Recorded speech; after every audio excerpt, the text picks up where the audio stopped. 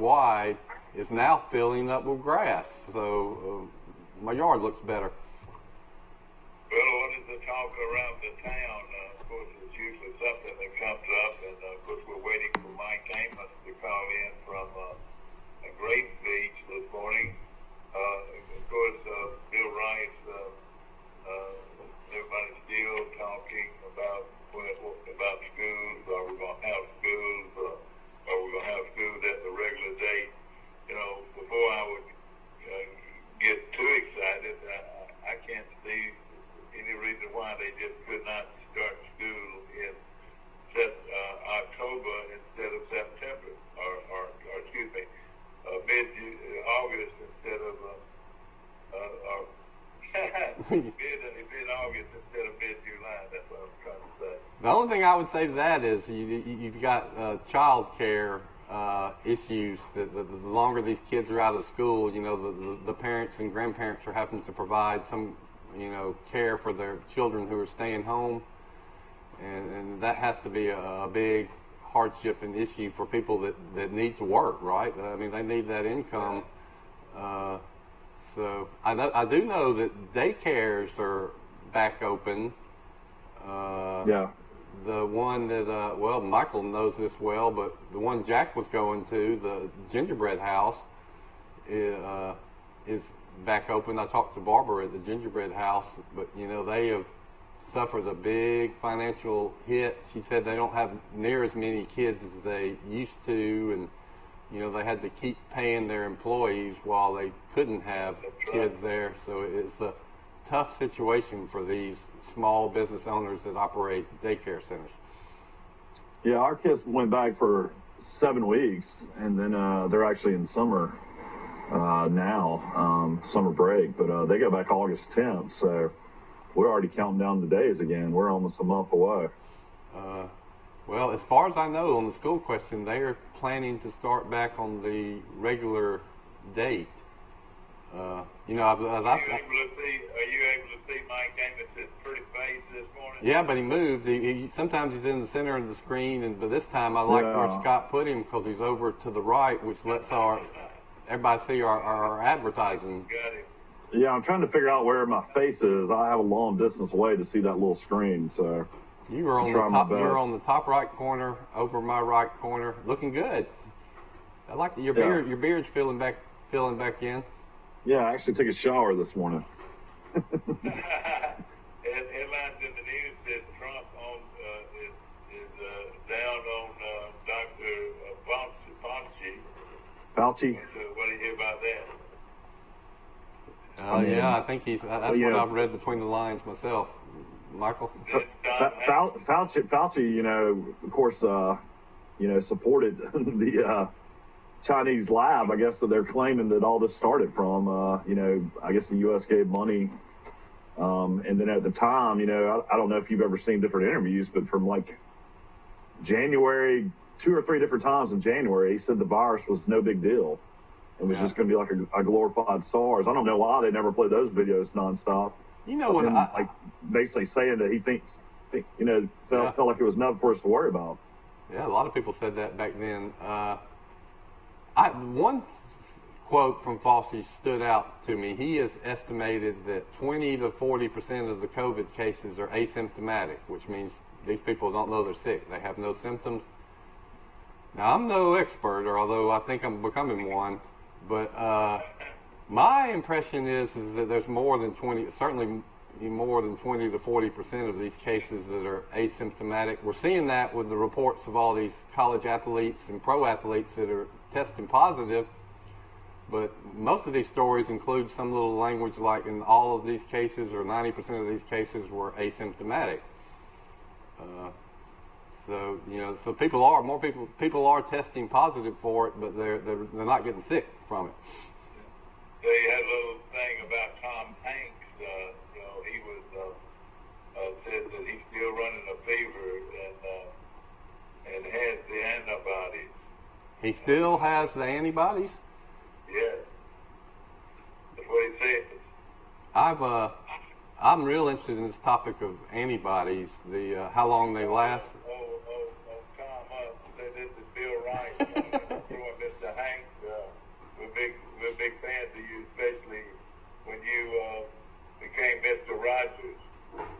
Well, I'm going to do the math. Well, he was an early known case, probably in late March, that we found out that he and his wife had it. So that's April, May, June. It's more than 3 months he's had antibodies. And a study I read said that in many people, the antibodies fade or disappear after a couple of months. So that's important, because all of us people that think we had it in January or maybe December, you could get an antibody test, like I've had one, and it was negative, and you're prone to say, okay, well, that proves I did not have it. But that wouldn't be the case if the antibodies don't last that long in most people. You wouldn't know. Yesterday was not good as far as numbers. 55,000 more cases yesterday. 55,000 more cases. How many more deaths? Deaths were up yesterday too. Deaths were around 800. 800 nationwide. Is that right? Yeah. Nationwide. Basically, it's the United States and Brazil and India right now that are really the ones that are affected the most. It seems like. I don't know, when they've got to make a decision on football, but I've got to think it's going to be sometime in the 1st of August. I don't know. I don't know how these numbers can get back to, before all this happened with the spike. I mean, you were around 16,000 cases a day, and deaths were around 200, and deaths were still around 200 up until yesterday, until I saw the rate go up to 800 yesterday. But it's got to be going. It's got to go up. It's got to go up though, because of all the cases. So. I want to say hello to everybody watching on Facebook this morning. Missy Loving, good morning to you in Kentucky, or excuse me, Tennessee. Is that right? I'm not sure where Missy lives now. I think she's lived in Tennessee, and her daughter went to the University of Kentucky, so I think she might have lived in Kentucky. But yeah, I made a Facebook plug-in John Ramage's appearance on tomorrow's show, and talked about the show and the fact that that you always joke that we're seen around the world on Facebook. And then about a minute after I made that post, Missy Loving comes on. Missy Loving Fleming comes on. Missy Fleming Loving comes on and says, I watch y'all every morning. So there you go. That's wonderful. And wherever you are, whether or not you're in Hong Kong, or you're in Seattle, Washington, or Provo, Provo, Utah. Provo, Utah, home of what school? BYU. All right, BYU. I want to tell Mormons. I want to tell the audience my story. I told Mike off air about Missy Fleming Loving. She married David Loving. Everybody remembers David. He was a great director of our hospital. Maybe 20 years ago, 15 years ago. I don't know how long ago. Well, you know how Missy met David. She was a stay-at-home mom, and I reached out to her when I had the Troy Citizen. I needed somebody to help me sell ads, and I thought she'd be great at it. And she did come to work for me and started selling ads and did a good job. But one of the accounts she called on was Edge Regional Medical Center, then now Troy Regional Medical Center, where she dealt with one David Loving, and the rest is history. I know, that is great. If you're out there, outside the 12-county area, and you watch it on Facebook this morning, give us a ring. We'd love to hear from you, and we'll open up a line for you if you'll call in. Call now, because Max Howell's going to call in a little while. And it's 603-340-670-0052. Breaking news out of Tuscaloosa, Alabama football will only accept mobile tickets beginning in 2020, so you'll have to have your phone to be scanned to get into Bryant-Denny Stadium. Yeah, we were talking about that off air too, Michael, before we came on the air, and so that means that people that don't have these mobile fancy phone devices, they better get one if they want to go to a game, right? Yeah, that's gonna be kind of interesting to see. This gonna be weird not having tickets to sell outside of Bryant-Denny Stadium. I guess that's just not gonna happen this year. Yeah, no question about it. I mean, I guess you would have to have that person's phone to get into the game. I don't think that's going to happen. Scalpers. We've all seen the people holding up the tickets. I'll tell you a funny story about that. Probably like you did, Mike. You from time to time you would give your kids tickets to the games you're not going to, and I think one time Bobby was probably in high school and. His buddy Kent Hendricks went to a game, but they had some extra tickets. So Dad said, "Y'all just sell them." And so Bobby was holding up his 2 tickets, and sure enough, they had a sting that game, and they busted him. Oh no! Yeah, for scalping tickets. And Well, I remember that. I remember going to a program in Montgomery, a Temptations deal or something like that, and we had to pay for our tickets like that over the phone. I reckon it was easy for most folks. It wasn't that easy for me, but it was easy for most folks. yeah, my wife could do it with no problem, but all I've got is a little flip phone, and I don't even know if you could scan a flip phone. It would tickle me. As long as you can pull up your email. You have email? And of course, I think I do. yeah. I was saw Newt Gingrich on the show yesterday, and I said to myself, where has he been during all of this? Have you seen much of Newt Gingrich? No, and he used to be on the news and these talk shows a couple times a week. That I hadn't thought about Newt Gingrich in years. And of course, he's, to me, one of the more intelligent people out there, and I've always heard he's going to start another show. He's got a show coming up called 2020. I think that's what it's, and he'll be back on there. And I've always enjoyed his opinions of things, and he was he ran for president, and for a while there, he was leading the pack. Y'all remember? He was, and then he. Oh yeah. And then he just crashed in a hurry. I don't know what happened. Did you know he was a professor at West Georgia? Oh, he was. I didn't know that. Yeah, history professor. We didn't mention one of the greats in country music and southern rock passed away. The great Charlie Daniels died at 83. Yeah. No. That one went down to Georgia. How old was Charlie Daniels? 83. Huge Tennessee football fan too. He'll always be known for the devil went down to Georgia. He had a lot of hits. Yeah, he had a lot of hits. I recently watched one of my favorite movies, Urban Cowboy, again. Mike, you've talked a lot about all the old movies we're watching, and Charlie Daniels is one of the people that's in Urban Cowboy. Robert Redford, wasn't it Robert Redford? No, that was John Travolta and Deborah Winger. Scott Glenn. Which one was Robert Redford in? I don't He know. went in. Rhinestone Cowboy. Oh yeah, he was in Rhinestone. No, he was in the Electric Horseman, I think, The Electric Horseman. with Jane Fonda. That was a good movie. Yeah. You would have to put Tom Hanks and Robert Redford. Those are 2 of the top movie stars out there today, wouldn't you say? Not anymore with Redford. Redford's too old. Oh, but He's still big time, though. he's probably Redford doesn't even do movies anymore. Clint Eastwood. yeah. I would say for about 10 years, 5 to 10 years, Redford was arguably the biggest movie star. Well, I tell you, my favorite one, of course, was Jeremiah Johnson. When he went up that mountain and never came down, and I thought that was an excellent portrayal there. And then I like the one where he, let's see,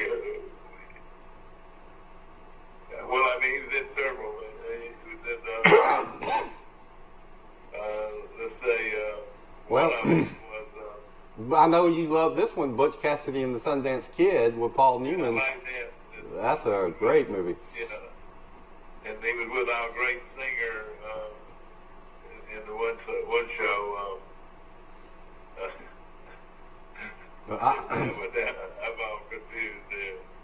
You remember, what was the Leonardo DiCaprio movie where he was almost killed by the bear and then they tried to murder him? Oh yeah, that was a gruesome movie there. But that was I think The Revenant. DiCaprio is one of the leading no doubt. Yeah, but The Revenant was. I thought he was great portraying the richest, at that time, the richest man in the world. Yeah, Howard Hughes. Yeah, Howard Hughes. I thought that was a good movie. You know, they claimed that Howard Hughes banished to Pike County and lived the rest of his days in Goshen. A guy wrote a book about it and worked at the Troy airport. That's a true story. I've never heard that, Michael. That would be. You've never read that book? There's a guy that they claim was Howard Hughes that, you know, pretty much escaped to Goshen, Alabama, and worked at the Troy airport. There's a book about it. You can Google it right now and pull it up. It's crazy. That is, I am going to do that. Thank you for sharing that. But getting back to The Revenant, DiCaprio did do a great job, but it was similar to Jeremiah Johnson in that there wasn't a whole lot of dialogue. It was set in The Outcast, but Leonardo DiCaprio, most of the movie is just him crawling back to civilization. So he's not speaking many lines of dialogue, and Jeremiah Johnson hardly spoke at all. Let me tell you what was very, very unusual about that movie. It portrayed a guy that when he got cold, he climbed inside of a horse. He sure did. Did y'all see where he climbed inside of that horse to keep warm? Yep. Inside that dead horse. That was very unusual. Very smart, though. That was a very good movie. I like Leo in The Departed. I think The Departed is one of the best movies ever. I thought it was good. You know, Schindler's List. I started to watch that the other day, but I didn't want to. I've seen it 3 or 4 times. But it was an excellent show, Schindler's List. Yeah, Liam Neeson. Yeah, I like him. Yeah, that was Steven Spielberg did a wonderful job with that movie. You think about all the great movies that Steven Spielberg has directed, and it all started for him. Well, I say that with Jaws. He had directed one little movie before Jaws. He was in his 20s. That was Jaws. I tell you what, Jaws, I bet if you looked at it, it's been seen by a lot of people, I bet. Oh, it's always on TV, but you know, that movie was a huge hit, blockbuster. I remember seeing it in the movie theater in Auburn, Alabama when I was probably 11 years old. But I don't think it gets the credit it deserves as a great piece of filmmaking. That is a fantastic. That's one of the best movies ever made, in my opinion, Jaws. When you think about the dialogue is great. You've got 3 or 4 or 5 characters that are really well developed, and the backstory of why the movie became more than just a shark movie is the artificial robot shark they had never worked, or almost never worked, when they were filming the movie.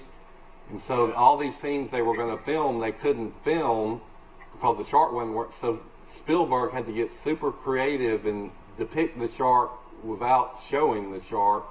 And then he created all these good pieces of dialogue, you know, like the Robert Shaw talking about his experiences on the USS Indianapolis when that warship sunk in World War II, and the sharks. All right, Max Howell cannot get in. One of us, I reckon, has got to get off. Is that right? Dad, I'm on Zoom. Maybe he couldn't get in. He should be able to get in fine. Well, we only have one line, so tell them to keep trying. Okay, all right. Well, I'm sure that they'll know some on the board in a minute. But we're talking, the great singer we were talking about was Susan. Charlie. What singer are we talking about? One of the greatest female singers of all time. I would say Patsy Cline. In what movie are you talking about, or something? Hey, one of the greatest of all time. Ella Fitzgerald? She played a role with Barbra Streisand? Yeah, Barbra Streisand. She's not one of the greatest singers of all time, not in my opinion. You wouldn't say that? You wouldn't No. say Barbra Streisand is not one of the greatest singers of all time? You know who I put high on that list, Mike, is Linda Ronstadt, that we forget about now. But it would be like Whitney Houston or somebody like that. Diana Ross and the Supremes. She could really. I mean, my wife and I love Dolly Parton. Who doesn't like Dolly Parton? She's. I don't know who doesn't. You're right. And her. What was your favorite Barbara? She was in the. She portrayed. Well, 9 to 5 was the movie that. 9 to 5. That was a good one. Jane Fonda was a producer on that movie, and she cast Dolly Parton, and Dolly Parton had never acted before and did a fantastic job. Yeah, she's pretty good in Steel Magnolias too. That one will be a big hit for a long time, no question. And then she wrote the song, which was one of her biggest hits. Working 9 to 5. She was in some horrible movie with Sylvester Stallone. What was it called? Rhinestone or something? Yeah. I can't get in. I tell you, Sylvester Stallone. If you notice, now maybe with Rocky, he would have had to win an Academy Award. Wouldn't you think? Yeah, Rocky is like Jaws. It is one of the best movies ever. And Sylvester Stallone, surprising to me, he wrote the screenplay for Rocky. I tell you, a movie I saw more than that was the guy that got on his motorcycle and went through the town shooting up everybody. Terminator. The guy, the National Guard was called out, and that's Rambo. I remember this quote said, Hey, listen, I've got to go back to the drugstore. Yeah, that's Rambo. Rambo. What was that movie? Rambo, the Rambo movie. Rambo 1, 2, 3, 4, 5, 6. Rocky 1, 2, 3, 4, 5, 6. Yeah. Well, I think that was the best Rambo movie I've owned. Stallone is still doing Rocky movies, but the last one I saw, which wasn't bad, he was took Apollo Creed's son under his wings and mentored and coached him. But, those movies are not Academy Award type movies, but they make a lot of money, don't you think? Well, now the first Rocky was an Academy Award. I think it won Best Picture, and deservedly so. Talia Shire was his girlfriend that became his wife. She is Francis Ford Coppola's sister, Mike, that did the Godfather and Apocalypse Now. I didn't know that. Yeah. I thought all of the Godfather movies were good. I thought they were very good. She was the Godfather's daughter. That's right. She's a fantastic actress. Nicolas Cage is Francis Ford Coppola's nephew. How old do you think Stallone is? Ooh, good question.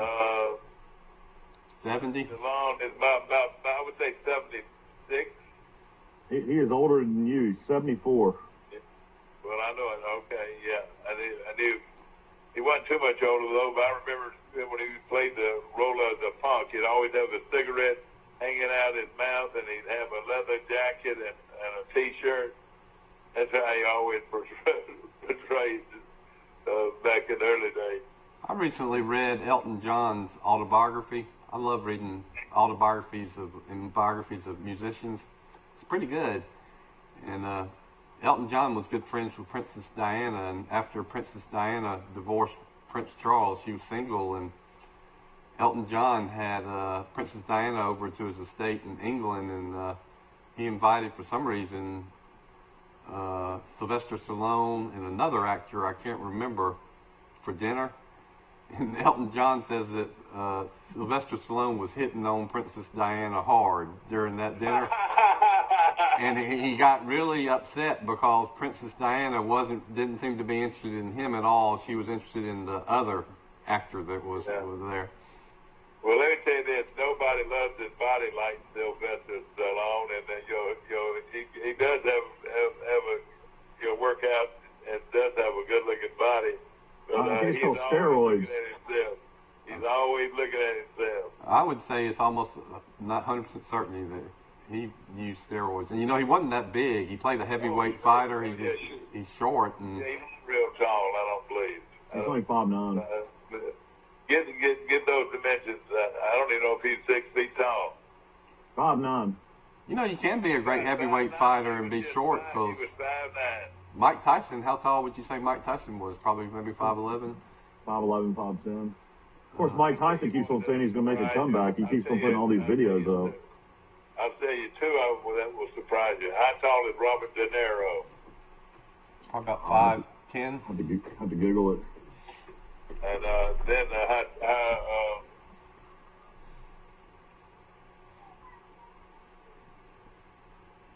Oh, we lost Mike. He was going to ask us. no, I'm still on. I was trying to think of some other people that are a lot shorter than you would think. I remember one. You know, you can tell I'm a movie buff and historian. One of my favorite westerns is Shane with Alan Ladd, and I've read some background on that. And Alan Ladd was so short that they filmed all those scenes with little tricks to make him appear taller. And he was a great actor, but you're exactly right. He was short, and that hurt his image, I think, some as a cowboy. De Niro's 5'10". Yeah, that's what I got it. De Niro is 5'10", and well, let's think of tall actors: John Wayne, Jimmy Stewart, Clint Eastwood. But most of them are shorter than you would think. Like Dustin Hoffman is probably short. I think Ben Affleck's like about 6'3". No question. Which is nothing wrong with being short, so let's don't get into that. Well, the average height of a male is what, 6 foot? No, it'd be about like 5'9". I thought the average is around 6 foot. 5'10" maybe. Average height of who? A male. You can probably find that out. That'd be interesting information, Michael. You know, I don't think I'm that tall because I grew up in a family of really tall people. So I'm the shortest in my family. Your two brothers are what, 6'5"? Rush is 6'5" or 6'6", and Bobby's probably close to 6'4". My dad was about 6'5". My grandfather was 6'3". My uncle's 6'3". So I just I never thought of myself as tall, but then I look at myself in group pictures. I'm only 6'2", but I'm much taller than most men in the pictures I'm in. So which makes me think that, you know, the average height must be about 5'9". It is 5'9". Yeah, exactly right. Of course, we were waiting Max Howell to call in today. He is not called in. Evidently, he had another engagement this morning. We'll probably catch him tomorrow. The Alabama High School Athletic Association has announced that football is, on pace and ready to go. So all these kids will start practicing. Looks like the season's going to start on time. So, and of course, that first game would be what, the last week in August, or what? When would that be? That's what it looks like, yeah. Hey, I want to segue to Mike's suggested topic, which is great. I can combine what Michael just said, football, and then Mike, before he came on the show, said, let's talk about things that you don't see anymore that you used to see all the time. But let me finish, Mike. The one thing I was thinking about when I played football and my height and weight, one thing you don't see anymore is a lineman that is under 200 pounds. And that even when I played football in 1983, most offensive linemen and defensive linemen were under 200 pounds. At college today, it's rare to find one under 300 pounds, and even in high school, just about everybody would be more than 200 pounds. Yeah. But one thing you don't see the what they call the rah-rah shoes, the black and white side boxed shoes, and I look for them all the time. I would love to be able to find a pair that had a leather soles.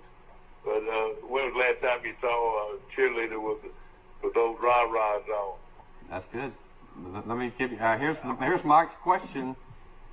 Things we don't see today that we used to see all the time, and here's a couple that we talked about off air. Plums on trees, 15-cent Coke, I remember dime Coke, pay phones or pay booths, full-service gas stations, roly-polies, those big black ugly grasshoppers that I used to always see in my grandmother's backyard, drive-in movie theaters, stay-at-home moms that didn't have to work, people sitting on the front porch, sitting down and eating dinner with the entire family. You almost dressing out for PE or even PE, or I added You know, do they still play dodgeball in PE? And then you just said Saddle Oxfords and. Yeah. How about a kid getting a spanking? You don't see that much anymore. Yeah. Michael, all right, you've got a 2 minutes warning. Anything come to the top of your head, Michael? I was about to say spankings. You need to come to my house. They happen on a daily basis. Wait a minute. You don't spank those little girls. You better not spank those little girls. They're my grandchildren. Yeah, we have a wooden spoon just for them. Hey, and when was the last time somebody asked you to, when you were growing up, to go outside and get a switch and bring it back in? Probably when my grandmother was still living. Go out and pick out me a switch. You don't see people playing yard tackle football in the front yard like you used to. Yeah, you definitely don't see kids out in the yards as much. But people on porches, I mean, golly, when I drive through Troy, Alabama, especially the older part of Troy, Alabama, I see everybody on porches all day long. Let me tell you what was a tradition when I was growing up at a football game. Before the football game, the kickoff teams would go out on the field and they would turn toward the press box and they would play the national anthem while the teams were on the field. The kickoff teams, and they would turn and they would have their helmets underneath their left shoulder, and now that doesn't sound like much to you, but they would have the colorful helmet, and they would play the national anthem before the kickoff while the teams were on the field. When's the last time you seen that? You don't see it at college, so that's why you don't have this national anthem. I haven't seen it in a long time in high school, but that's what. So, hey, speaking about marching bands, I just thought of another one, Mike and Mike. Majorettes. You don't see near as many majorettes, where every marching band used to have a ton of majorettes, remember? And then all the girls would grow up taking baton lessons. I mean, does that still happen? You might see a band with 2 or 3 majorettes, but the Blue Machine used to have 9 or 10, and the Sounds of the South had about 20. Let's see, this must be Max. Should be Max. Is this Max? It's Max. All right, hold on. Let me see if I can get Mike back. Let's see. All right, Max has called in. All right, are we going to be able to hold on to some people, or somebody going to have to drop off? No, we're okay. I'm on Zoom. Michael is now on the internet. Max, how are you doing this morning? What's going on? Man, it's a little hot in North Mississippi this morning. It's already about 82 degrees and 100% humidity. So that means you're going to stay under air conditioning all day, or what Pretty are you going close, to do? Mike, pretty close. I got 4 different radio shows to do today, so I'm staying home and work right out of my den. All right, this is the only one of those 4 that's going to ask you this question. What are some things you remember as a child or from your young adulthood days that you used to see all the time, but you almost never see anymore? Oh, gosh. Drive-in theater. That's a good one. You're exactly right. That's a good one. What about full-service gas stations? What did I say again, Bill? Full-service gas stations? Yeah. Or checking your oil stick. Yeah, they come out and check the oil, check the iron, the air in your tires, wash your windshield. I think the biggest thing has got to be a pay phone. A pay phone. Hey, how about this, Max? Fender skirts. How many of y'all? Oh yeah. Last time you saw Fender skirts? Isn't that the truth? Yeah, I don't ever remember that anymore. That's all on the cars, Mike, that they completely redo and modify from years past. And they try to lower them, work on bring the springs down, bring them close to the ground, put those fender skirts and twin mufflers on the back. What was probably the great car there back those was the 57 Chevrolet. Oh, no doubt. One of the great cars of all time, wouldn't you say? No doubt. The 57 Ford was a good-looking car, too. The 57 Ford looked like, had a little bit like a Thunderbird. You remember back in the day when you would go to Montgomery and Birmingham, people would be out on the interstates and on 231 or Taylor Road, and in the middle of traffic stops, they'd also sell newspapers. You don't ever see that anymore. Mm-hmm. That's right. That's you a good know. one. Yeah. And another thing, how about drag racing? When's the last time you heard somebody say, let's go drag racing? Max, you were raised around drag racing, weren't you? Absolutely. Yeah, that was, I bought my first car when I was 15 years old. I bought it myself, a 1948 Plymouth Coupe. I took all the chrome off. Max, I was born in 47. Well, I was born in 40, Mike. Okay, I got you. Everybody goes mudding now. Everybody goes mudding with their four-wheel drives. About interstates, there was no such thing when I was coming along. Yep. That was Eisenhower gave us the intersection. In the 50s, right. I want to go back to Michael. When somebody says one, I think of another one immediately. The selling the newspapers in the intersection you don't see, but you don't see a newspaper delivery boy delivering papers on his bicycle anymore, do you? Yeah, that was my first. I was 12 years old. That was my first job on a bicycle, and then I got a job on Saturdays. I was a little bit bigger than a lot of the kids, so I got hired on to move furniture around in a warehouse when I was 12 years old. So I saved my money till I was 15. It paid $200 for a 1948 Plymouth Coupe, and we put the fender skirts on it too. By the way, Mike. I once did a story on first jobs people had, and it was just a ton of ultra successful people later in life. Their first job was delivering a newspaper. They had to be disciplined, get up early, collect the money. But it was funny how many people say their first job was delivering newspapers. My dad found me my first job. He came up to me one day and he said, "You got to start bagging groceries at Winn-Dixie." Yeah, that was another one. That's what I did. I bagged groceries in high school. What about the old-fashioned yard man? Now you have these services that mow, blows, and goes. My mom used to call them.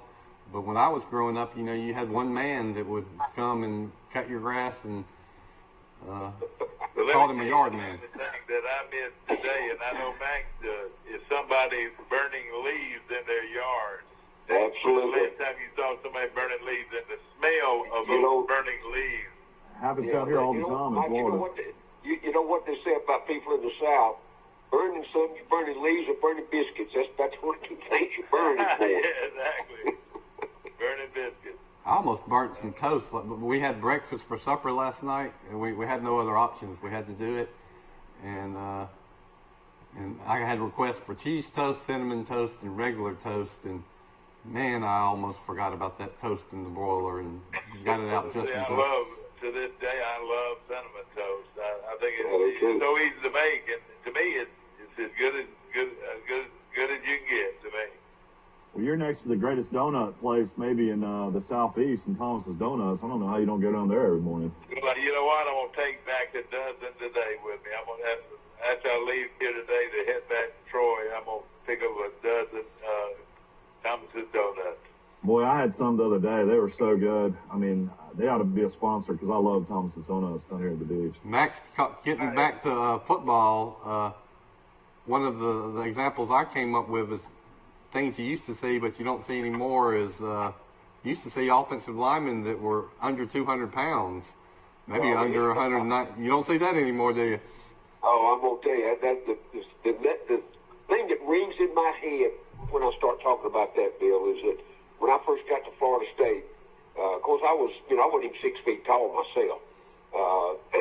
So I went in to interview with Coach Bowden, and they knew I was going to work in the recruiting, Brad Scott in recruiting. I was going to work with Big Andrews in the secondary. But they also assigned me a recruiting area. And Coach Bowden looked at me and he said, "Don't you ever bring me a lineman in here that looks like you." We were already to 6'3", 6'4". And of course, they've got if you're not 6'6" and 300 coming out of high school, you aren't going to hardly get an offer. I've heard. I've got a good one, Max. I've got a good one here. This is fun. How about a red goal line flag?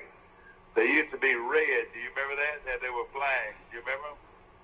No, see, I tried to know that the goal lines, they had a red flag on all four corners of the goal line. Instead of those yellow pylon things? Instead of yellow, it was red, yeah. Red, yeah, I guess I do remember that, Mike. Of course, I had my nose in the dirt so much, and I wasn't too worried about. I left that up to the running backs to find that flag to get across.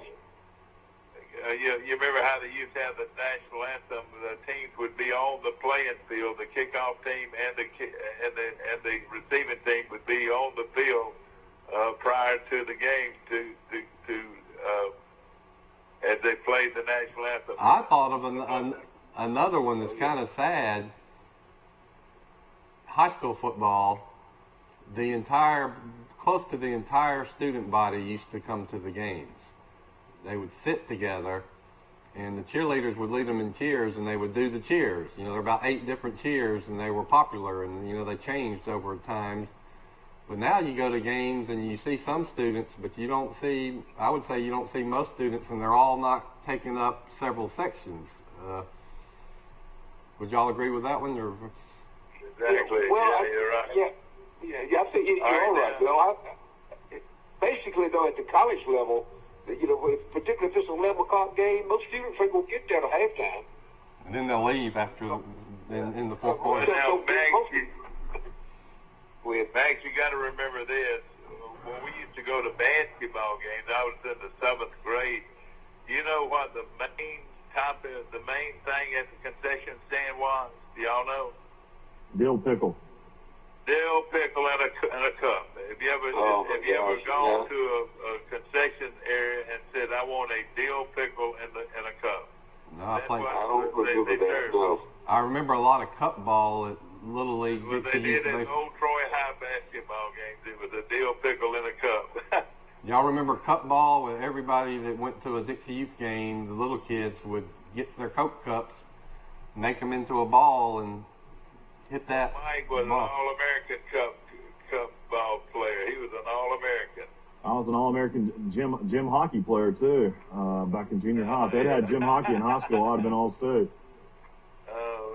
Do they still play gym dodgeball, or is that politically incorrect now? I don't know if they allow kids to play dodgeball anymore. It was bad back in the day when sixth graders were going against 8th graders. Yes, exactly. Max, what's going on in Mississippi with football? What are they saying over there? I got up this morning early and I still get a daily paper and pulled the articles out, and then I talked yesterday to some people. The first thing is at the high school level, I did see where Alabama says they're still scheduled to start August 21st. Mississippi's the same way. They're still working toward that.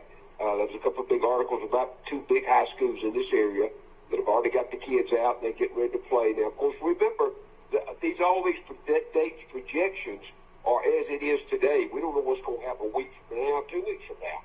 Of course, the other thing is that, you know, the interviews at the college level, the folks at Mississippi State and Ole Miss just read a big article from the president of the University of Alabama saying they are all scheduled now to get started in that first week.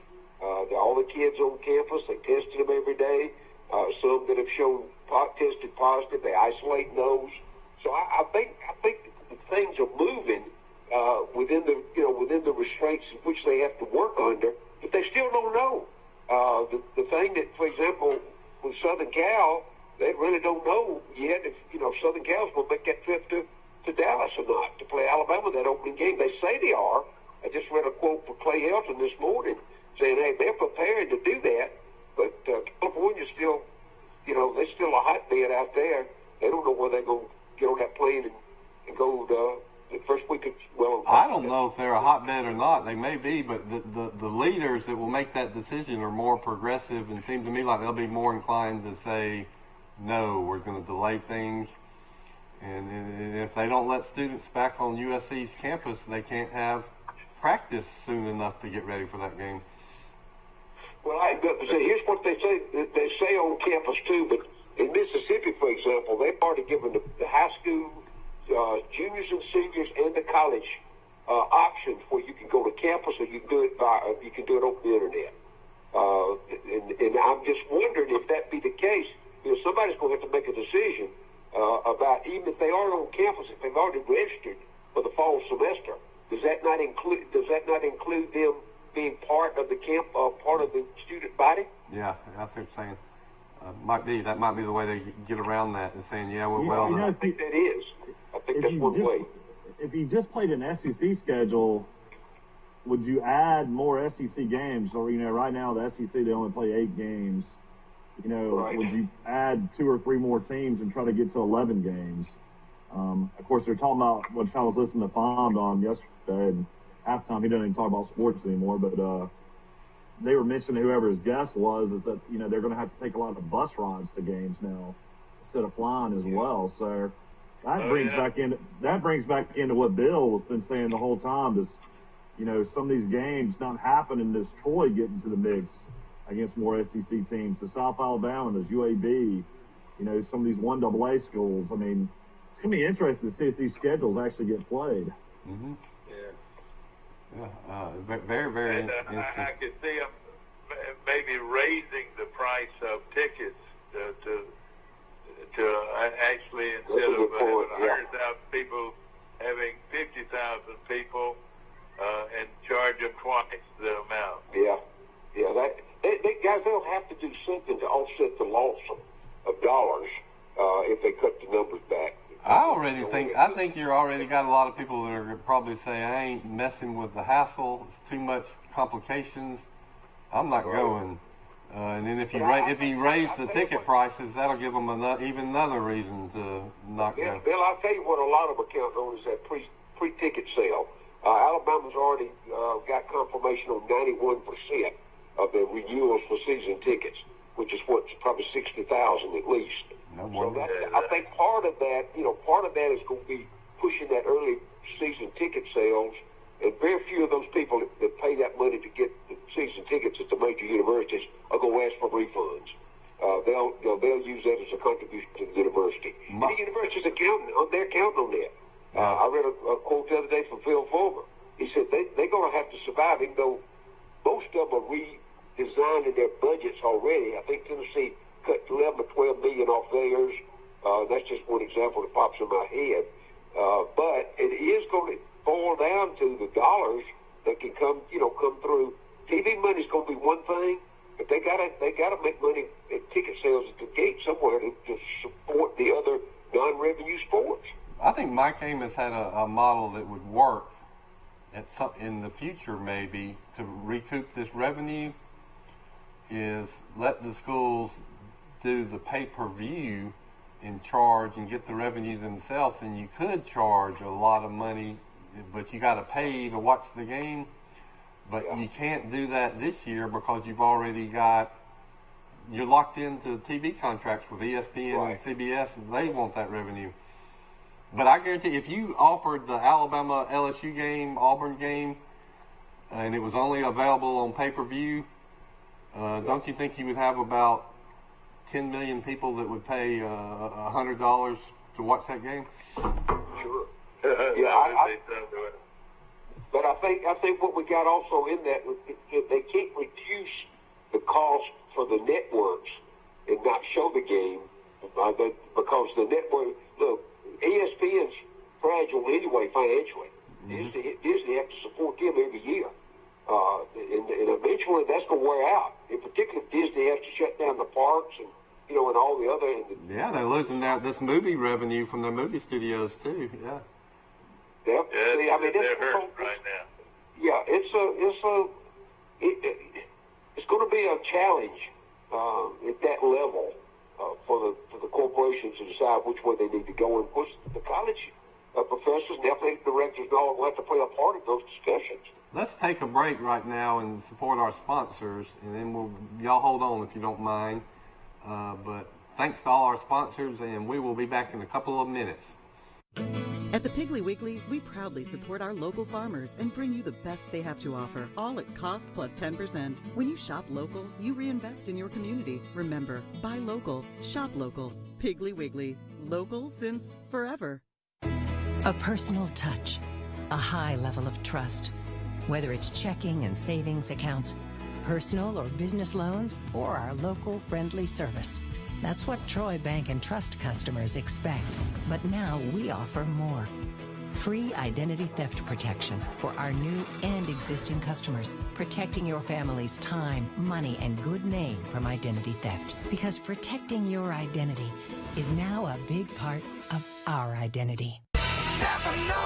Trojan Auto Parts of Troy, home of Napa Know-How. Stop by and see owners Mike and Melissa Kilcrease and their Napa Know-How team with over 100 years of combined experience. We're the only locally owned parts store in Pike County, and we're fully stocked and ready to serve you. We pride ourselves on being your go-to parts store, not only for the simple items, but we specialize in those hard-to-find items as well. Trojan Auto Parts, the right part at the right price at the right time. Napa, a name you've trusted here in Troy since 1945. Here at Bill Jackson Chevrolet in Troy, we've been doing business the right way for 31 years. But don't take our word for it. We feel our customers express it the best. Been honest in everything we've discussed with them. When they say Jackson satisfaction, they really mean it. The Jackson satisfaction is real. Have you seen an increase in your insurance premiums or significant change in your insurance coverage? Let Sandbeck Insurance offer you a better plan to suit your business or personal needs. Sandbeck Insurance offers many lines of insurance, whether it's home, farm, or auto insurance, work comp, business, or health and life policies. Sandbeck is here for you. Call or visit our Troy, Enterprise, or Andalusia office today. Sandbeck Insurance, where we take pride in taking care of your insurance needs. But I think all of that's based on contracts, and both those contracts, you guys know, they have run out about 10 years. Yeah, so you can't push out. Then they got the lawyers that are going to get involved. And I'm going to tell you another one that nobody thought of. I think that this is going to be a plus for those people that are pushing for the super conference. In other words, the top 5 power conferences pull out the NCAA and create their own league. It's going to be better. That needs to happen. And money more than anything else. And there's 20 to 30 schools that are really, can fit in that. And that's going to affect the Troys of the world. Yeah, it would. So, man, there's all kind of ramifications. Troy would probably be able to play for a non-Power 5 national championship. That'd be cool. Yeah, but the only way that's going to affect Troy is if they don't expand enough. If they go to 9 games, that's still going to give them 3 games to go outside their league in. So, I mean, I don't see it affecting Troy right now because Troy has played the Missouris and the LSUs and the Mississippi States of the world and been very competitive. Yeah, I think the team that's going to affect, to me, is going to be the South Alabamas, the Coastal Carolinas, East Carolina. Those are the schools I think get affected. Troy's already got a strong enough brand that they would get some of those games. But, also, if you notice, Max, that these colleges are now going back to the home-and-home series against prominent programs. Right. Everybody's getting these. Alabama just signed one with Ohio State. So if you go to 9 conference games and then you play an Ohio State, that's 10. Then that leaves just 2 slots for the so-called mid-majors and the littler schools. Right. Dad and I used to go to a lot of those games in Atlanta, the kickoff classic games. We saw Alabama play Clemson and saw Alabama play Virginia Tech. Maybe twice we saw Alabama play Virginia Tech, and those were a lot of fun games. But I do think that's kind of worn off for the fans. I think they'd rather have the home and homes. I think so too. And if Alabama does play USC in Jerry World, I bet you that stadium seats 100,000. I bet there might be 50,000 people, even if they tried to sell every ticket. That's probably right. Yeah.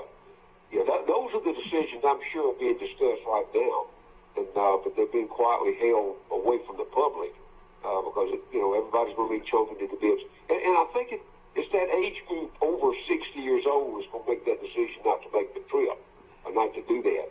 But those 25 to 50-year-olds, they don't care. They going. Period. Well, if they can financially afford it, a lot of people are watching their dollars a lot more closely. And you go to Orlando or Dallas, that's a lot of money to stay for even one day, or much less 2 or 3. So. Yeah, I think these. Back live now. Yeah, we're back live, but we've been back live. Make sure I fell asleep. No. I put you to sleep with one of the leading football analysts in the Max Howell is on our show, as he is every Wednesday, and it's always good to hear from my good friend from Fulton, Mississippi, north of, you're right up there next to Oxford, aren't you? Well, I'm about 50 miles from Oxford, about 50 miles from Starkville, right? I'm right there in the northeast corner. I'm less than 8 miles from the Alabama state line. How far is Oxford from Starkville, Max? 100 miles. How far is Oxford from Starkville? Oh, it's about 75 miles Oxford from Starkville. Fulton, what would be the closest town in Alabama from Fulton? Hamilton, Mid-Bay, Sulligent. I'm an hour and a half from Tuscaloosa, and I'm 2 hours from Birmingham. Two great players came out of Sulligent. You know who they were? I don't remember Sulligent. I remember Joe Cribbs was the great one at Auburn, and how about Paul Ott Carew? I remember Paul Ott Carew. I knew his dad. Came out of No, we've talked about Paul Ott Carew. He came from Mississippi. No, he lived at one time though. Maybe he did. Van Tiffin came from Red Bay.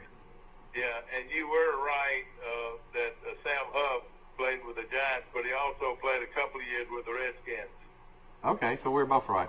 But you were right, no, but his heyday though was with the Giants. Is that right, Mac? Yeah, it was. Sam Huff played with the New York Giants. Yeah, he was a noted linebacker, man. Is Van Tiffin now the CEO of Tiffin Motorhomes? Tiffin Motorhomes is Red Bay. I know, but that's his family's business. So I guess his dad must have run it. But wouldn't you assume that Van Tiffin's now running it? Tiffin Motorhomes is Red Bay, Alabama. Yeah, but I'm talking about you remember the famous field goal kicker at Alabama, Van Tiffin. That was his dad. That was his dad that started that business. And you know what? There's a pretty famous dog food that's made in the Sunshine.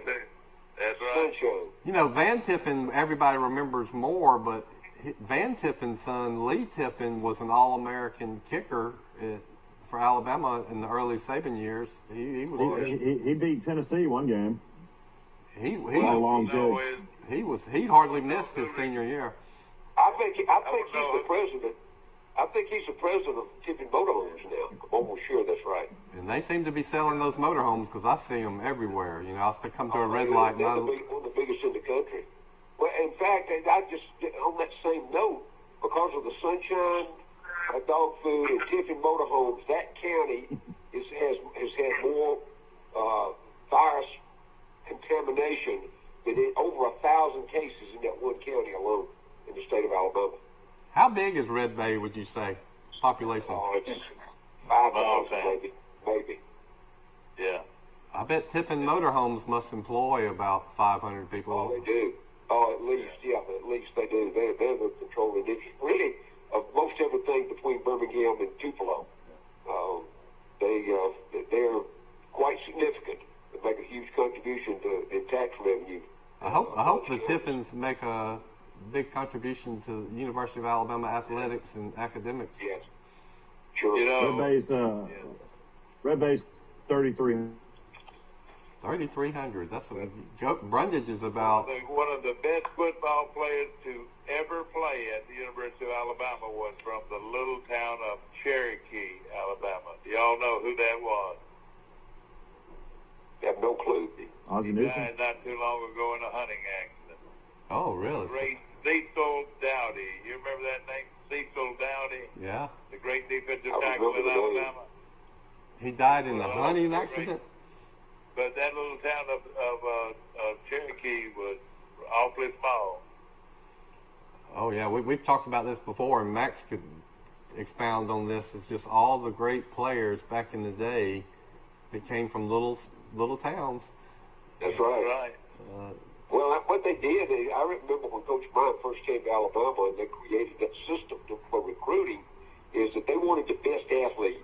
If you remember, Alabama's offensive linemen in the 60s were, 6'1", 190 pounds, and, they'd scramble block, and nobody got knocked off the line, but they were one of the first teams in this part of the country to go to speed. and that was where they found those kids. I think one year that Coach Brown signed 11 quarterbacks. And of course, they didn't play quarterback. They were wide receivers. Charlie Pell and that bunch. I think Charlie in high school was a running back or quarterback. He was an offensive lineman. Yeah. You know, you just go down the list of so philosophy's changed, and that Coach Brown put them way ahead. But that's where they went, guys. They went to small rural counties, and his philosophy was give these kids a scholarship and a way to get out of quote rural poverty was a reason. And they, you know, and remember, here's another thing too.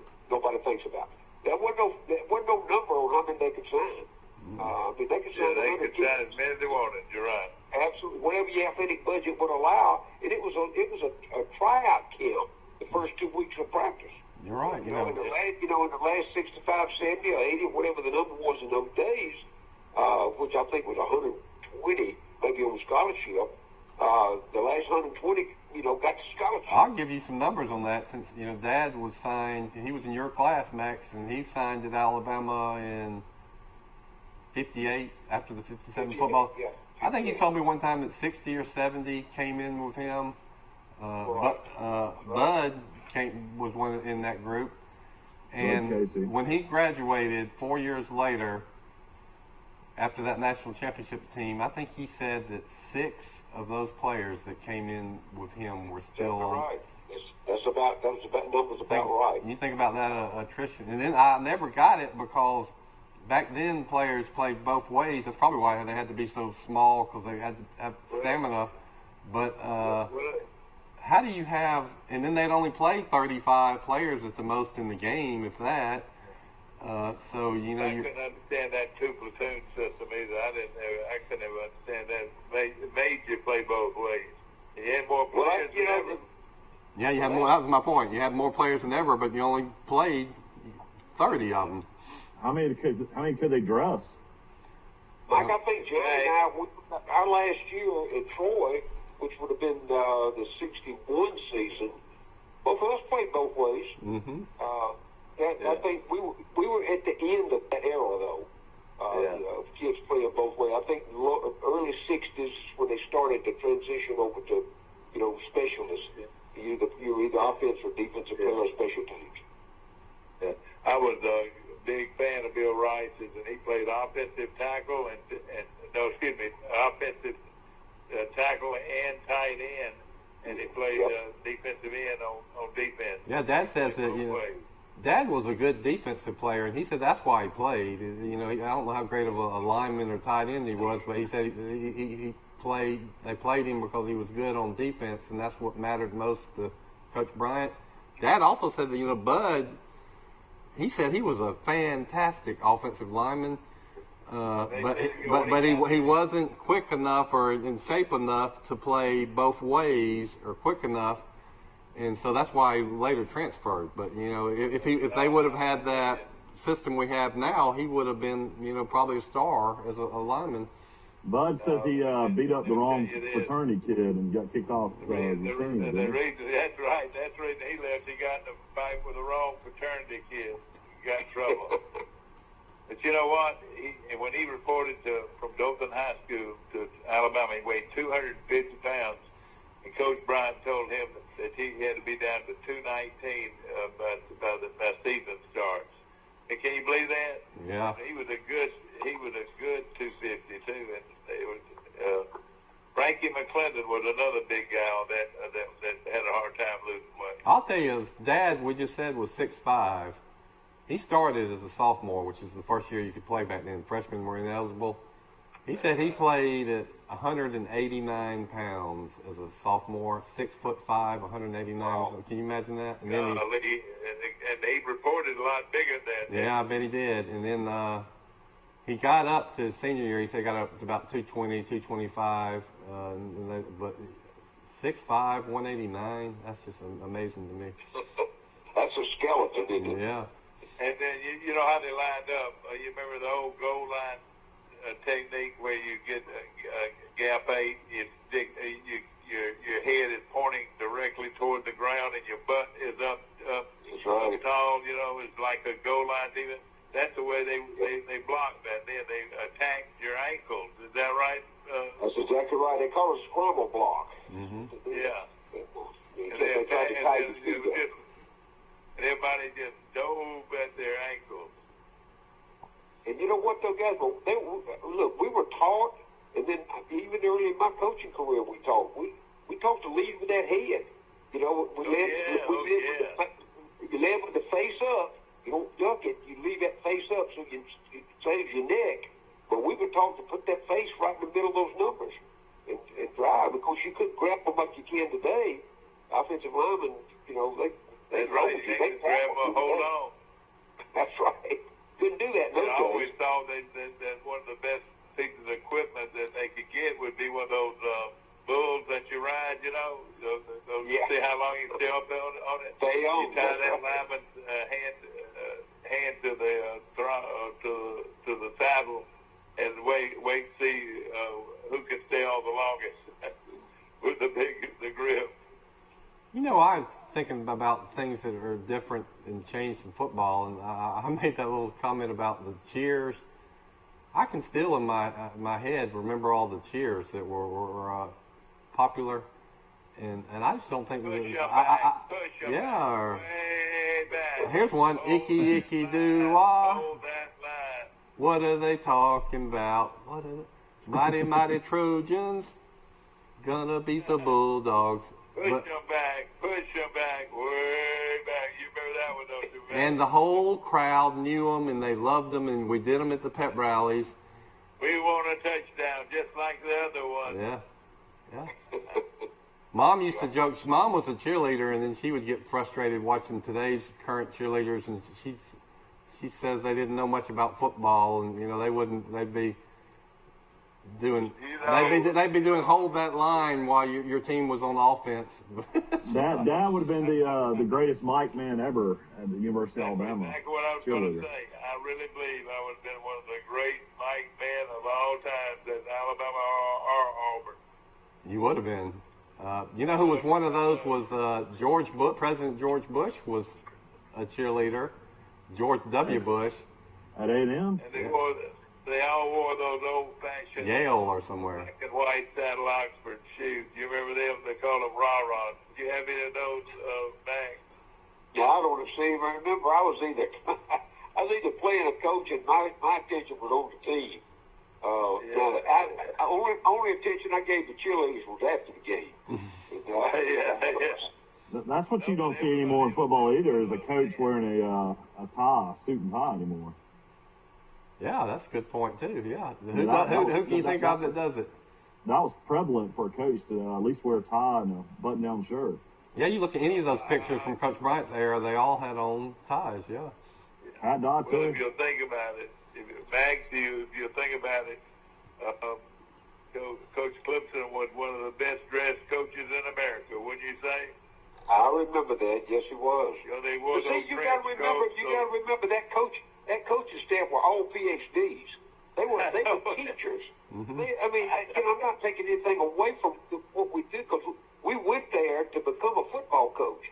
That's what they did. They taught. They taught just like a class every day at practice. Yeah. It wasn't Billy got there. If I remember right, Billy Atkins wore a coat and tie to work every day. You know who else we used to wear? And he would change after practice, he'd change and shower and put on his coat and tie again. And most time he'd go out to a speaking engagement. You know, the last one to wear a suit had to be Stallings.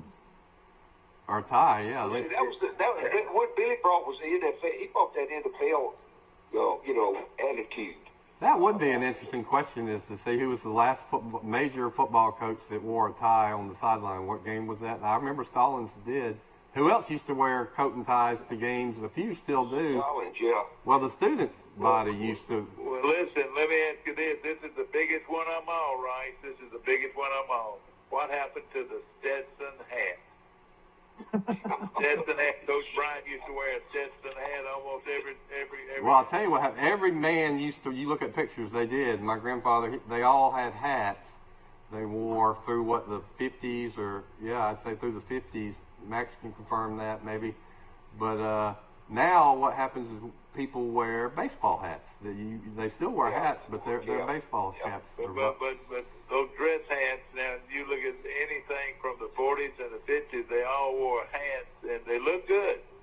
If you see a street scene in a book, you're right. 99.9% of those people are going to have on a dress hat. And then at one time, I think a lot of ladies wore dress hats too. They did. And they wore gloves. Max, you can remember the straw hat. Max, you can remember Oh, the straw yeah. hat. But you know, I never either. I got there during that transition because I never wore a hat ever. I wore baseball cap and coach. I turned it around backwards. But I, you know, and even in working outside, you know, cutting yards or grass, I never wore a cap or a hat. All right, I don't know why my dad did. Yeah. My dad wore one. Yeah, probably every day. Well, let me just let's see if Max can answer this.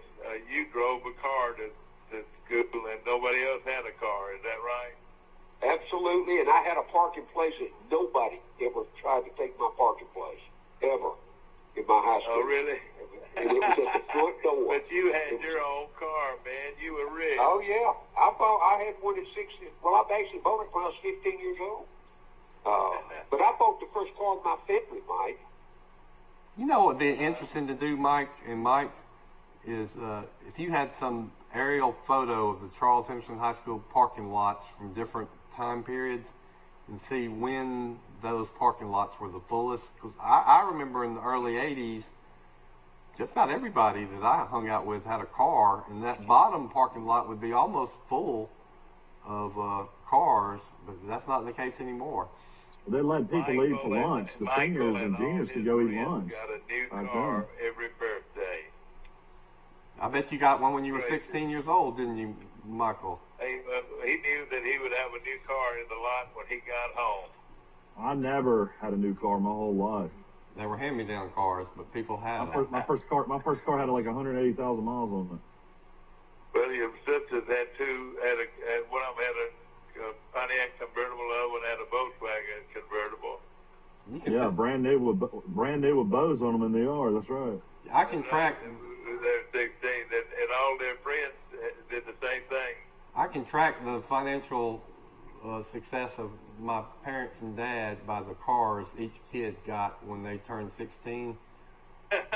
Rush got this car that was about 15, this Dodge Demon that I think Dad bought for $400. It had no air conditioning. Didn't have power steering wheels. You had to really be strong to turn the steering wheels. Then I got one of those Mustangs that had like a go-kart engine that was a hand-me-down, used.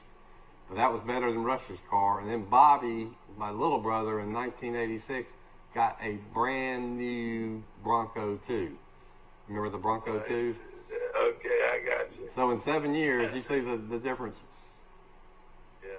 Let me I'll tell you another thing that you don't see anymore. It's a standard shift.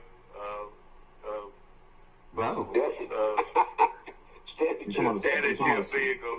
You're talking about a stick? Kids out there that can't drive. I can't. Don't tell anybody, but I cannot. To this day, I cannot drive a stick shift car.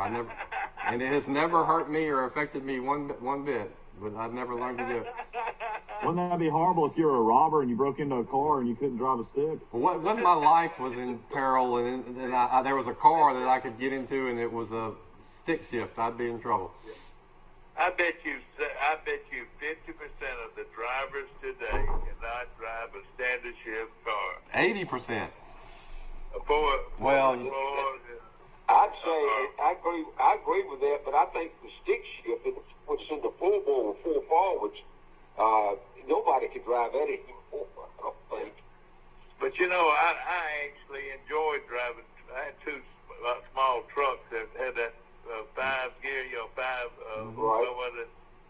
had 5 gears, and I actually enjoyed driving that.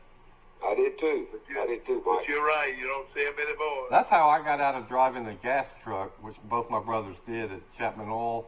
I never learned to drive a stick shift, so of course I couldn't drive some big gas truck. But Rush and Bobby drove that gas truck. Mike, My Wally, son Wally Michael. Sanders truck lines. Didn't you say Wally Sanders now has automatic trucks? Yeah. 18 wheelers. Oh, yeah. I could apply for one of those jobs now. Yeah, let's be a Exactly, cross country driving duo. I would drive Go with see the those world. big, they got 10 speeds, don't they? That takes a lot of time. I used to watch those truck drivers back those trucks into Chapman Oil's warehouse when they drop off cases of oil. Yeah. And I say, how in the world do they turn that and make that thing fit in there? Right. And then those drivers, one, they had to be great drivers to do that. Then they'd have to get out and kind of help us unload the oil cases. And that was two reasons. That was two reasons I didn't want to become a truck driver. I want to remind you, at Premier, Dodge, Chrysler, Jeep, and Ram trucks, I don't know if they have a standard shift vehicle on their lot, but they've got plenty of great sales. But right now, and I promise you, they're dealing like never before. Remember, nobody can beat a Premier deal. Nobody. Can you even order a standard shift anymore? I don't know. If you You special can. order? I don't know. I don't know. In fact, They make transitions like that anymore.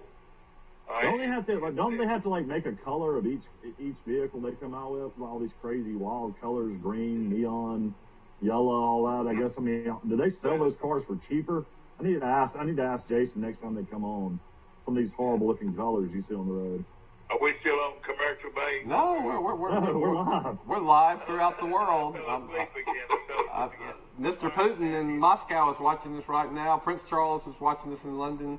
Okay, and of course, all they got over in Moscow is the standard shift vehicle. They don't have automatic transmission. It's city. The Russians say it's city. You know what they have in Europe? I have been one time. They have little bitty cars. For some reason, I guess the gas is so much more expensive, but the cars are in a lot of these European cities are tiny. Yeah. Let me tell you this, Mac. Now you know the rest of the story why you don't have drag racing anymore. Have you ever seen somebody drag racing an automatic transmission No, car? I haven't. That's a great point. I never thought about that, Mike, but that's right. And of course, you had to shift when you were drag racing. You had to shift gears, and some people could double shift. You remember how they double shift? Absolutely, I do. That's what happened to drag racing, and people like Winley Wade Tatum, a guy that lives here in town. And he was what they said he was one of the great drag racers of all time. PJ Fleck at Minnesota still wears a tie every ball game. All right. You know the guy that beat Auburn in the bowl game. Yeah. Yeah. So there you go. We got one. The head coach at Miami of Ohio, Ohio University, he wears a coat tie, doesn't he? The guy that used to be Ohio State's coach. No, he wore that sweater. Frank Solich. Yeah, Trussell used to wear Trussell wore a sweater vest and a tie. Yeah. You're right. I can think of several people have mentioned the full-service gas station is disappearing, but there is one in Montgomery. I did a story on it when I worked at the Montgomery Independent. Cloverdale service station across from the Filet and Vine, Dirk's Filet and Vine in Old Cloverdale. That is not only a full-service gas station, it's a great full-service gas station, but as far as I know, it might be the only one left in Alabama. Now the Crestline Shell in Mount Brook still has a full service gas station. The little old ladies still like it, and when I did that story, I interviewed the owner of the station and and he said, "Man, I've got customers little old ladies that have never pumped their own gas in their life, or never are either." That's a dying breed, though, Mike. For great food. Yep. And we're looking forward to Sisters today for a great meal, and of course we appreciate them. And also Bill Jackson Chevrolet, Bill Jackson Ford on the bypass, and also our good friends at the Bird Drugs, and of course they're busy and they have been going strong ever since all of this occurred. Thanks. I reckon we're just going to leave it with the Lord, man, on what we're going to do in the next few months. No what do you doubt. think? I agree with you, Mike. I think it's a day-by-day situation, and I think a lot of eyes are on the spike that we just had from the holidays from July 4th, to see how that's going to affect the decisions that go, because but I think what the people in charge of all activities, no matter whether it's college, high school, football, or whatever, they're going to look at the numbers again. Because particularly Mike, where you are at the beaches, I mean, they didn't have a 6-foot rule down there. They were shoulder to shoulder. They want to see what kind of response they get, back from that. And of course, we're all waiting on we know the testing is improving on a regular basis, but now the vaccine. I watched the financial news this morning. There's one company just got like $6 billion to continue to create a vaccine that is supposed to be on the market sometime in early fall. So I think all of that. Hope so. Yeah, I think that's going to determine on where we go. Yeah, I was telling my wife, I went to the grocery store down here yesterday, and it was 3 o'clock, and I was at Santa Rosa Beach, 98 out there, not even at the one at Watercolor next to Seaside, which is the third busiest Publix in, I think, the country, they said. And it was 3 o'clock, and it was probably, I'd say 600 people in the grocery store. And every single aisle was probably about 5 to 6 deep with buggies. This is 3 o'clock in the afternoon on a Tuesday down here. How many face masks did you see? Not many. I tell you what, it's crazy how packed grocery stores stay down here. See, it's unbelievable. Tupelo, let me tell you what they did in Tupelo. The mayor came out with an ordinance that people on the street and in public places have to wear masks. You say, well, they couldn't enforce that, and they can't. But you know what they do? The major Walmart and Kroger and Winn-Dixie and all the big stores where the traffic is, they put a security guard. They won't let you in the store. Yep. I walked in the room like that. To get me a milkshake, and on the front door it says, no mask, no service. That's the way they enforce it, so it's It indirectly. should be that way. Yeah. And you went in to get a milkshake? Yeah, yesterday morning. Max, what did Max, the legendary cook, what did you cook for the 4th of July? Say that again. Yeah, What did you cook for the 4th of July? We had about 20 people, and I got an early start with ribs. I wrapped my ribs to start with, let them stay on about 3 to 4 hours, and did on charcoal. And then we had more kids at this one than we usually do. We had about 5 kids, so I went back after lunch. We ate about 3 o'clock in the afternoon. I went back and unwrapped the ribs and browned them good, and then I did hamburgers and hot dogs for the kids. But man, I'm telling you, we had one of the people in our group, the family in our group, their house is a huge house that sits back off the river. In their dining room, their table will seat 20, and we seated all 20 people at one table, and that was the first time we did. Fireworks? Did you shoot? Did you? We don't. Our bunch didn't do. We left there by 4:30. Some of the individual families did. But I got there at 6 in the morning, and I left at 4:30 in the afternoon, and I was pretty tired. You had a good time. Max, I've known you a long time. I've always thought you probably have always eat correctly. Is that right? You always have watched what you eat. Is that right? I do. I still do, Mike. I try not to overeat. When I was younger, there wasn't anything that my mama put on the table I didn't eat. Nothing. In fact, when I was coming up, whatever meal my mom prepared, she fixed me 2 peanut butter and jelly sandwiches and a quart of milk to go with it. I had an appetite was unbelievable. But I finished high school at 225, and you've always been sort of a bodybuilder, though, hadn't you, Max? Hadn't you been sort of a bodybuilder? My dad put me on a weight program when I was about 14, 15 years old, and nobody else in this part of the country individually I knew that was doing that. That's and, like I say, I didn't claim to be a great athlete, but I'd knock your head off if I got to you. I'm pretty strong. But you also you've never quit working out since. Is that right? Did you do bench presses even back then, Max? Did you do bench presses back then when you first started lifting? Oh yeah. I left high school when I got to when I was in high school, my senior year. I benched over 300, squatted 550, deadlift about 320,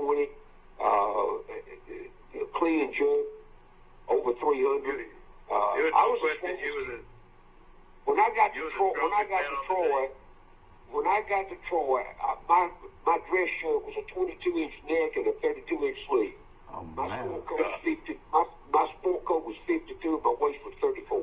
So there's Max in the late 50s benching 300 on my 1980 state championship team that I was a part of. I remember one player on that whole team that could bench press 300 pounds. Willie Collins. Max, I will throw out a name to you. John, you remember Anderson, the weight lifter? Sure. What was his name? Anderson. Anderson, yeah. He and his brother. Considered the strongest man in the world. And you had to do this on your, Troy University didn't have weight training sessions for the whole team, did they? You had to do it on your own, I guess.